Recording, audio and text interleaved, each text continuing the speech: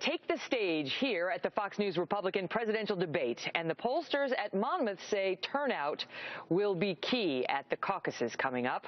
They released new numbers this morning showing Donald Trump currently leading in Iowa, followed by Ted Cruz and Marco Rubio rounding out the top three. But they went on to say the Trump numbers are driven by a lot of first-time caucus goers who may turn out or not. Joining me now with a look ahead to tomorrow night's debate and the Iowa caucuses, Republican presidential candidate and Florida Senator Marco Rubio. Senator, great to see you. Great to see you. All right, so this time tomorrow night, you're going to be behind that podium right up there, and I'm going to be sitting on that stage. What are you going to do between now and then, if anything, to get yourself extra ready? Well, we got to anticipate what questions you're going to ask me. So well, we got to be working on. Some of them are right in here. Okay, well, we'll try not to look. But, you know, it's just another opportunity, probably the last opportunity to talk to people here in Iowa about why they should caucus for me.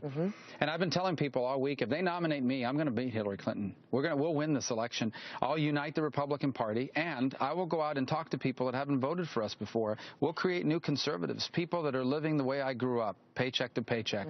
Young people that are struggling under student loans, like I had student loans. Now you're going to your stump speech, which is nice, but we're going to grow the conservative movement, and so I want to talk about that tomorrow. Not just how you're going to unite the party, but how we're going to grow the conservative movement. How are you going to unite this party? I mean, look what's been in the news over the past week or two. How are you going to unite this party, let alone the country? Well, part of it is normal, part of an election, and part of it is kind of the sideshow element of it.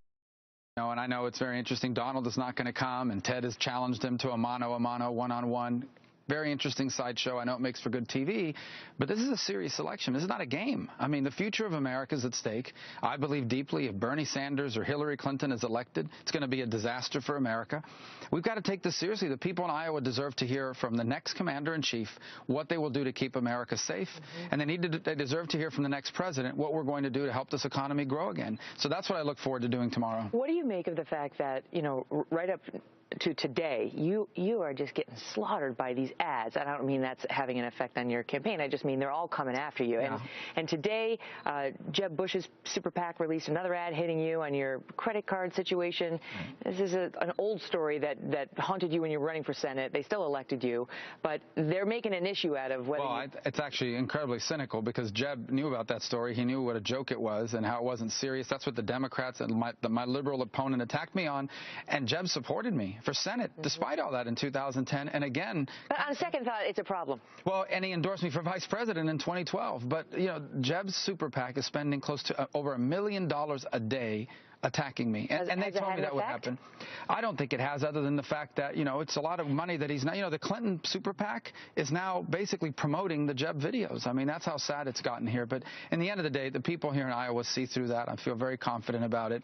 And there's also a reason why the Democrats attack me more than any other Republican, because they know if I'm our nominee, the Republicans win. I want to ask you about, we talked the last time we met about faith, because you had this video speaking about your faith and how we should all want it to influence you if you become the president. It went viral, and then you came out with an ad, I think it was just today in Iowa, talking a little bit about your position on these issues. Watch. For me, the issue of abortion in life is not a political issue. It's a human rights issue. I will look for ways to number of abortions in this country, particularly those late-term abortions, where children who are viable outside the womb are still being killed. If I have to make a choice, I am going to choose life. Now, what about that? Because that may appeal to Iowa voters, but many feel that if you become the nominee, you have to appeal to the general electorate, that will be alienated to independents who may be more socially liberal, fiscally conservative. What do you think? Well, first, I always tell people where I stand, and that's where I stand. I'm deeply pro-life. I believe that all human life is worthy of the protection of our laws. I've always recognized it's a tough issue. You have a young girl who's pregnant, knows she's going to have to raise the child by herself, and she's scared. That's tough. And I recognize that a woman has a right to control her body. But I believe there's another right at stake, and that's the right of a human being to live. These two rights are in conflict. And so as a policymaker, I have to choose. And I've chosen life. And voters deserve to know that. I don't even view it as a political issue. I view it as a human rights issue. What do you make of and the Cruz-Trump dust-up is it's been something to watch. But what do you make of the fact that Trump is right now saying he's not going to participate tomorrow night? Well, obviously he has a right not to come. I mean, you can't force someone to come. I do think voters in Iowa deserve to know what the next commander-in-chief and president is going to do, and that's what these debates serve as, an opportunity to answer that question. You know, I think we have a right to be angry in this country about the direction of our country, but anger is not a plan. Anger doesn't solve the problem. It maybe motivates you to do something, but voters deserve to know, if we elect you president, what are you going to do? They're not going to be able to hear that tomorrow from Donald, but he has a right not to come. Obviously, it mean more time for the rest of us. Is it exciting to move closer and closer to the center? Well, I wish I had moved different. I wish I had been for other reasons, but it will be in the end. And I'm excited about the chance to talk to Iowa voters one last time. I got to ask you one last question before I let you go. Is there any ritual you go through before you go out there?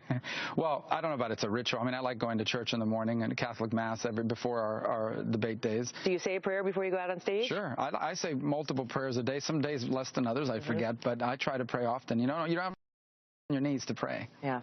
Well, we'll be seeing you this time tomorrow. It's going to be very exciting. Thank you. Thanks for being here.